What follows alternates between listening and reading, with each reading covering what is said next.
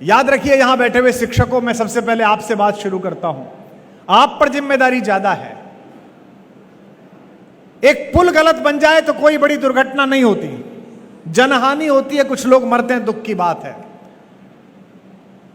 एक डॉक्टर बेईमानी से डॉक्टर बन जाए तो पूरे जीवन में 100-200 लोगों को जल्दी यमराज के पास पहुंचने या इंद्र के पास पहुंचने की व्यवस्था करता है। लेकिन एक अध्यापक गलत हो जाए, एक अध्यापक अपना काम ठीक से ना करे, एक अध्यापक केवल यह सोचे कि मैं वेतन के लिए काम कर रहा हूं, तो मानिए कि वैसी पीढ़ियां तैयार कर देता है तो देश आगे जा सकता है या पीछे जा सकता है।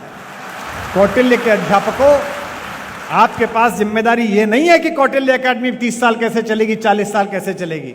आप पर जिम्मेदारी यह है कि आपके यहां जितने बच्चे आए, चाहे वो सेलेक्ट हों चाहे ना हो, वो जिंदगी से भरे हुए और भारत के प्रति उत्तरदायित्व से भरे हुए पैदा हो।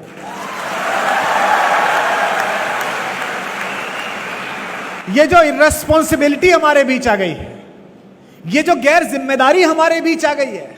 2011 आंदोलन शुरू होने से पहले तक मैं भी पढ़ाता था, BA MA की क्लास पढ़ाता था, और मैं देखता था कि मेरी कॉलोनी में रहने वाले प्रशासनिक अधिकारी या एक छोटा सा व्यापार करने वाले आदमी के चेहरे पर जितनी हनक, जितनी तेजस्विता, जितना गौरव बोध, अपने काम के प्रति जितना उत्सुक भाव होता था, उतना अध्यापकों में नहीं होता था।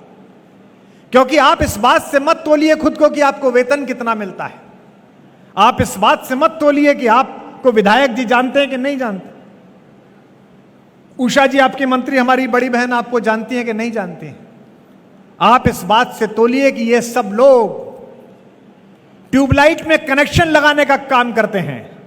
आप अध्यापक हैं, आप एक दीपक से लाखों दीपक जलाने का काम करते हैं। यह आपका कौशल है।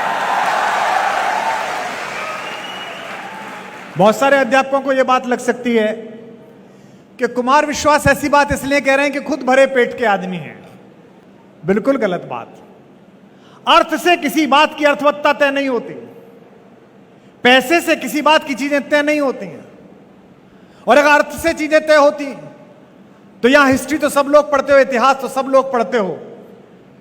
जितने इतिहास के विशेषज्ञ बैठे हो, यहां गुरुजन बैठे हो, मुझे याद करके बताएं, पूरे 1000 साल में 2 सेठों के नाम बता दो। पूरे 1000 साल के भारत के इतिहास के सेठों के नाम पता नहीं है तुम्हें। 14वीं शताब्दी का सबसे बड़ा सेठ कौन था, दिल्ली का, पता नहीं है। 16वीं शताब्दी में इंदौर का सबसे बड़ा सेठ कौन था, पता नहीं है। केवल 2 सेठों के नाम इस देश को याद हैं। एक अपनी स्वतंत्रता और अस्मिता के लिए लड़ने वाले महाराणा प्रताप के लिए अपने पूरे खजाने को खोल देने वाला भामाशाह, और एक स्वतंत्र भारत की लड़ाई में गांधी के पीछे अपना धन लगा देने वाले बिड़ला जी। केवल 2 सेठों के नाम याद हैं। इन 2 सेठों के नाम भी क्यों याद है? इन 2 सेठों के नाम इसलिए याद हैं कि इन दोनों सेठों ने अच्छे काम के लिए अपने पैसे को लगाया। इसलिए नहीं कि उन्होंने पैसा बहुत कमाया। ब्रांड के लोग मुझसे कहते हैं कि फलां प्रोग्राम में चले जाइए, टीवी में फलां काम कर लीजिए, रेस्टोरेंट खोल दीजिए। तो मैं कहता हूं ये मेरा काम ही नहीं है। 1-2 काम मैंने ऐसे किए थे जो मुझे नहीं करने चाहिए थे, उनका पश्चाताप आज तक पूरा नहीं हो रहा मुझसे। ईश्वर ने तय कर दिया, नियति ने तय कर दिया, मुझे कहकर भेज दिया कि कुमार विश्वास, तुम्हें मैं विशेष कृपा से नवाज रही हूं बेटा। मैं तुम्हें समय अवसर के अनुकूल बात याद आने का कौशल सौंप रही हूं। मैं उसको कह सकने की शब्दावली तुम्हें दे रही हूं, और मैं बिना किसी सत्ता से भयभीत हुए, बिना किसी व्यक्ति के प्रभाव में आए, देश की, राष्ट्र की, लोकतंत्र की और मनुष्यता के हित में बोलने वाला कलेजा भी दे रही हूं। तो जो काम भगवान ने मेरे लिए तय किया है, अगर उसमें मैं ज्ञान अपना लगाऊं तो मुझसे बड़ा मूर्ख कौन। इसलिए जितने भी बच्चे यहां तैयारी कर रहे हैं, और आज जितने बच्चे जिनकी नौकरी लगी है, अगर आपसे ईश्वर को कुछ और कराना होता, अगर पैसे ही कमाने होते, तो 10वीं पास लोग पैसे कमाते हैं, 12वीं पास लोग 2-2 हजार करोड़ के टर्नओवर का काम करते हैं।